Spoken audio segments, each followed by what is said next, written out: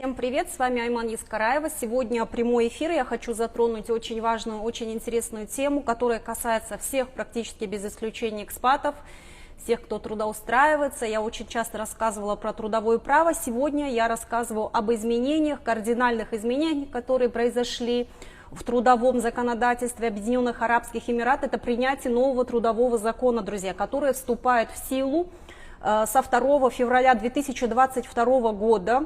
В этом прямом эфире, друзья, я расскажу вам об основных изменениях в законодательстве и, наверное, сравнительную такую постараюсь провести. В целом очень важно, чтобы каждый ознакомился со своими правами, конечно, обязанностями. В будущем трудовое законодательство существенные претерпело изменения. Напомню, друзья, что у нас до сих пор трудовые отношения сейчас до 2 февраля регламентированные законом номер 3 от 1980 года, еще, представляете, до 80-го года, закон с рядом существенных изменений, постоянно туда вносились правилами и разными нормативами. Сейчас полностью кардинально приняли новый закон, который заменяет собой старый закон. Это закон принят был 20 сентября, вообще в принципе принят, и будет вступать в силу, напоминаю, со 2 февраля 2022 года. То есть концептуально изменены ряд положений, о которых я сейчас скажу, и в целом получается, что этот закон заменяет собой прежний существовавший закон. И, конечно же, самое необходимое, отметим, да, почему эти изменения происходят, потому что в целом сама жизнь меняется. То есть то, что принимали в 80-м году, оно уже не актуально на данный момент, что подтверждается тем, что постоянно туда вносятся изменения, и законодательно решили все-таки заменить его на новый закон. Причем очень интересные нормы введены, друзья, это полезно знать всем. Я также опубликовала статью про изменения в новое трудовом законодательстве, вы можете ознакомиться в аравийском журнале, я постараюсь оставить ссылку. Для тех, кто не любит читать, в принципе, достаточно посмотреть мой прямой эфир. Если кто-то хочет себе текст закона на английском, на русском, на арабском языке, я опять же открыто, с удовольствием, бесплатно поделюсь. Вы только зайдите на мой веб-сайт, оставьте там заявку, попросите норму закона, у меня есть он на русском языке, и, соответственно, конечно, с удовольствием поделюсь со всеми своими соотечественниками, друзья. Итак, приступаем, да, значит, основные нормативные изменения, что с собой поменялось. Первое я хочу затронуть, наверное, это то, что в целом по видам и срокам уведомления.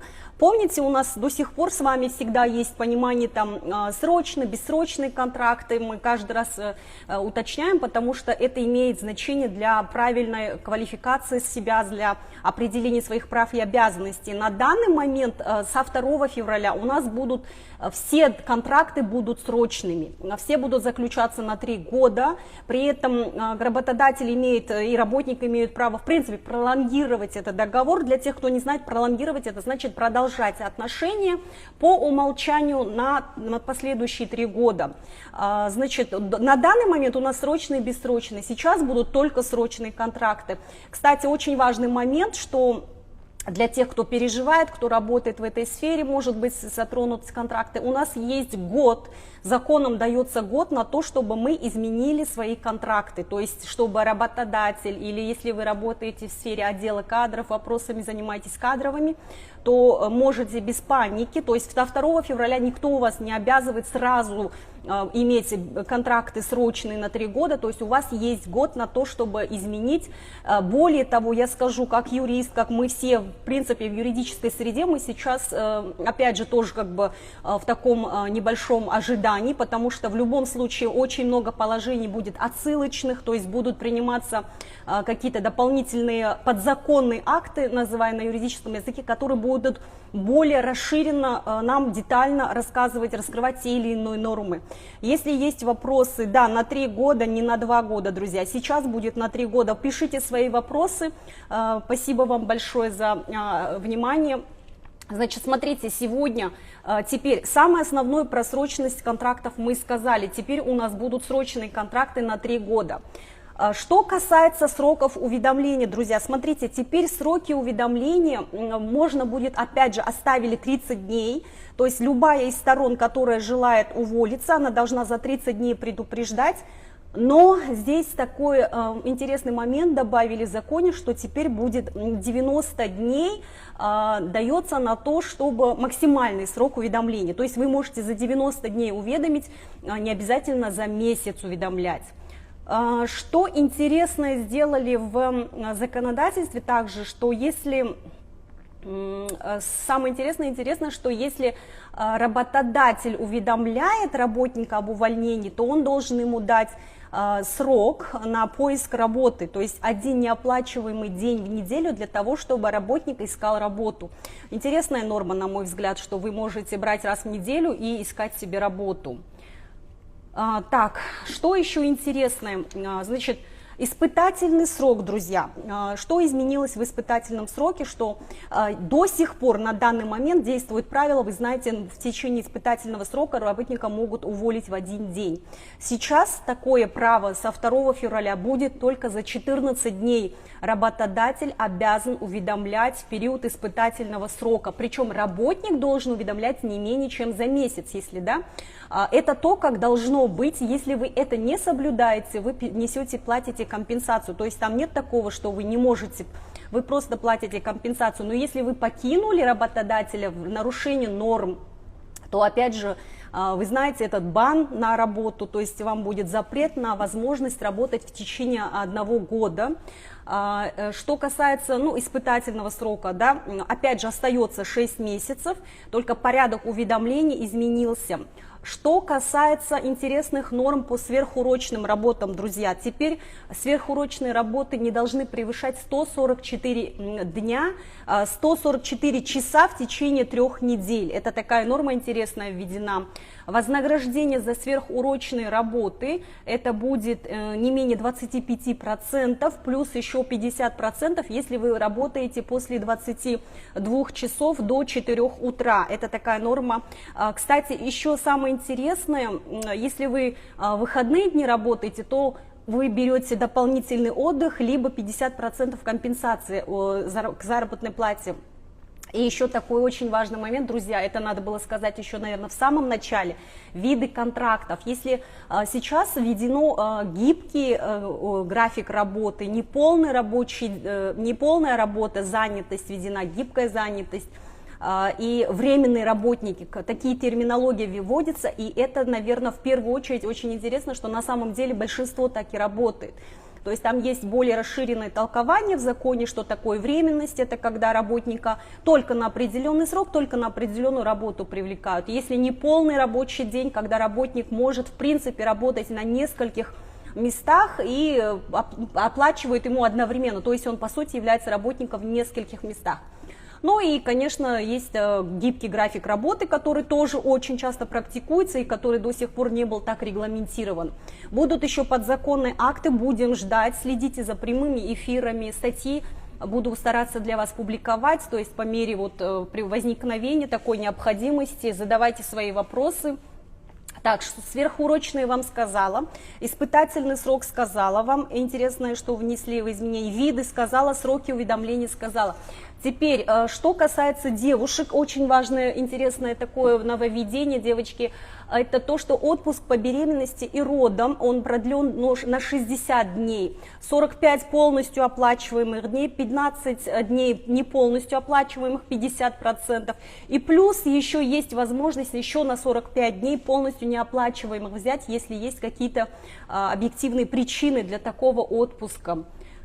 Отпуск также дается на 30 дней в году, как обычно, но есть такая оговорка, что отпуск должен быть использован в тот же год. То есть, это у нас, в принципе, во всех кодексах наших стран это есть, это обязательно то, что должен человек использовать, либо компенсация там в этом же году. Что касается нового касательно отпуска, друзья, очень важная норма, в будущем имейте в виду, это ваше право брать 5 дней отпуска в случае смерти близких родственников, к которым относятся муж, родители, супруга, дети. То есть это право вам дано, и 5 дней отгула на такой период, начиная со дня смерти близкого родственника. Новые причины для увольнения введены. Помимо тех, что существовали, еще такая причина интересная для увольнения, как работник злоупотребляет своим положением в личных целях, то есть для личного обогащения. Возможно, эта норма еще будет нам более раскрыта в будущем, будем ждать, как это пойдет практика, как она будет применяться, и переходит в другое учреждение, не соблюдая правила перевода. То есть это тоже интересная норма, как он переходит, если он уже увольняется. То есть мы будем смотреть, там надо будет разъяснение смотреть, и в дальнейшем будем, конечно, советоваться также с госорганами, да, как применяется. Интересное нововведение 2D, да, это дискриминация и домогательство. То есть до сих пор вот в текущем трудовом законе вообще как бы понятие домогательства не было так раскрыто. Вообще нет понятия домогательства. Здесь в нашем новом теперь законе трудовом прямо четко обозначили, что ни один работник не должен подвергаться домогательству на рабочем месте, какому-либо насилию, словесному, само собой физическому. То есть вот эта норма, она здесь отражение получила неспроста, я думаю, да, чтобы защитить в первую очередь и женщин, и тех, кто находится в зависимом положении от работодателя, от менеджера, от коллег. Поэтому имейте в виду, друзья, что такая норма, нужно быть аккуратнее на рабочем месте с этими флиртами и так далее.